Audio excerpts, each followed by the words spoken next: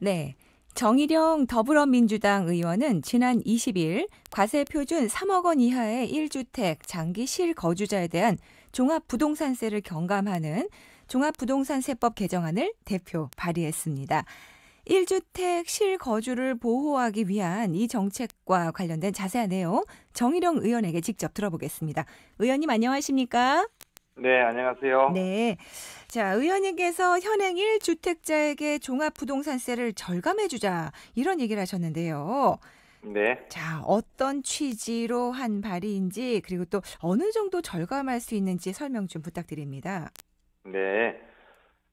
요즘 이제 아파트값 다주택 투기로 인해서 좀 문제가 사회적으로 크죠. 아, 그렇죠. 그래서 이제 정부에서 주택 공시가격을 이제 올리게 되었습니다. 네네. 그런데 이제 최근에 주택 공시가격이 올라감에 따라서 1주택자, 1세대 1주택자 분들도 더 많은 이제 종부세를 내게 됐거든요. 그래서 네네. 실제 거주하시는 분들 그런 1주택자 분들한테는 좀 부담을 드리는 게 좋겠다. 그리고 또 이제 만 60세 이상 되시는 분들도 네. 부담이 크거든요. 그래서 아, 그분들도 좀 부담을 덜어드려야 되겠다는 취지에서 발의하게 됐습니다. 네, 그렇습니다. 자, 그러니까 다주택자에게 부담을 주는 건 맞지만 과도한 과세 정책은 엇박자가 날 수 있다 이런 말씀이신데요. 자, 이 내용 입법 과정을 거쳐서 진행이 되고 있습니까?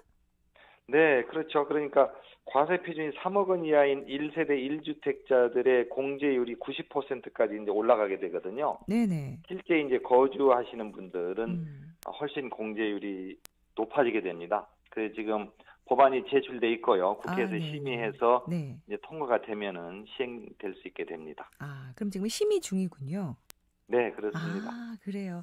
그렇죠. 의원님이 그 국토교통부에 몸담으신 만큼 오랫동안 이 주택 정책에 대해서도 확고한 소신을 갖고 계신 걸로 아는데 네, 어떻습니까? 네, 주택이 지금 특히 아파트 가격이 문제가 많이 되고 최근에 이제 전세가 또 문제가 되고 있는데요. 네. 한마디로 시장에 수요와 공급이 맞아야 된다고 좀 생각을 하고 있고요. 네. 그래서 특히 이제 청년들, 신혼부부들, 실거주하시는 분들, 그런 소유하실 분들의 공급도 재개발이라든지 이런 걸 통해서 확대를 해야 되고요. 네. 이제 전세난이 문제가 되는데 전세난 같은 경우도 제가 이제 서베이 리얼미터를 통해서 여론조사를 해보니까 재개발하고 공공임대주택 확대를 꼽았어요. 가장 중요한 걸로. 네네. 그래서 임대주택 공급 확대를 하는데 다만 이제 임대주택이 좀 품질이 안 좋은 경우가 있어가지고 예. 하자가 너무 많이 발생을 해서 임대주택의 그 시공 품질도 향상시켜야 된다고 지금 그렇게 생각을 하고 있습니다. 아, 또 예. GTX도 좀 빨리 음. 좀 건설해서 개통을 시키면은 네. 우리 인천 지역 같은 경우 서울로 출퇴근이 편해지거든요. 그럼요. 네, 그러면 훨씬 또 집값 문제도 안정될 수 있다고 보고 있습니다. 네, 그렇죠. 자, 지역구 송도 얘기를 좀 해보겠습니다. 네, 바이오 전문 인력 양성센터가 설립이 됩니다. 네, 네, 자, 이곳이 아시아에서는 최초고요. 정부 주도 네, 교육 기관이라고 들었는데 소개 좀 해주시죠. 네. 우리나라가 이제 앞으로 IT도 중요하지만 바이오 산업을 키워야 우리나라가 더 잘 살 수 있거든요. 일자리도 생기고. 네네.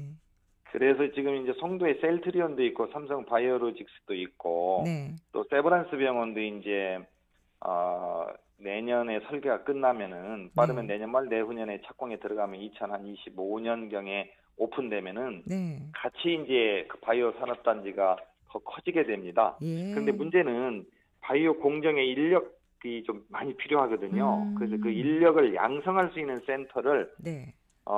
정부에서 추진 중이었는데 이제 여러 곳이 경쟁을 했죠. 네. 그래서 이제 우리 인천시와 제가 또 힘을 합하고 연세대가 같이 협조를 해가지고 네. 산업통상부 보건복지부에 계속 요청을 해서 지난 10월 15일 날 네. 송도가 이제 아시아 최초의 음. 정부 주도 교육기관으로 송도에 네. 선정이 확정되었습니다. 와, 네. 예, 아주 경사스러운 잘 됐죠. 일이네요. 그러면요. 네, 네네. 아주 잘 되었습니다. 음, 그렇죠. 이제 바이오 전문으로 뭐 공장도 더 생긴다고 하고 인력이 많이 필요할 텐데 이제 그렇죠. 전문 인력 양성센터가 네. 아시아 최초로 네네. 송도에 이제 네. 생기게 됩니다. 네. 자, 아우 바쁘십니다, 의원님. 네네. 그 와중에 이렇게 어, 또 인터뷰 감사드리고요. 끝으로 저희 네. 경인교통방송 듣고 계신 애청자분들께 한 말씀 남겨주시죠. 네. 이제 국정감사 거의 마무리 단계에 있습니다. 그래서 이제 국정감사 기간 동안에는 네, 코로나19로 인해서 어려운 우리 국민들이 꽤 많으시잖아요. 그래서 그렇죠. 생생한 우리 국민의 목소리를 계획재정부 경제부총리와 뭐 구세청장 등 정부 당국에 전달을 했고요.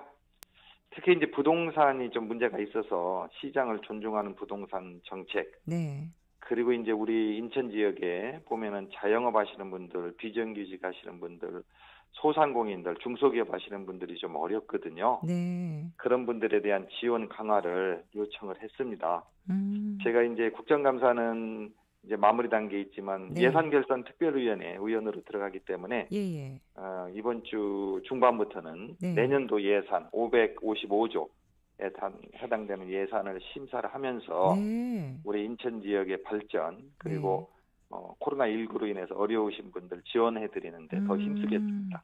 아유, 그래요. 국감 끝나자마자 또 내년 예산 심사로 바쁜 나날을 보내고 계시네요. 네, 자, 앞으로도 시민들을 위한 정책들로 힘을 계속 주시기 바랍니다. 오늘 말씀 고맙습니다. 네, 감사합니다. 네, 지금까지 더불어민주당 정일영 의원과 함께했습니다.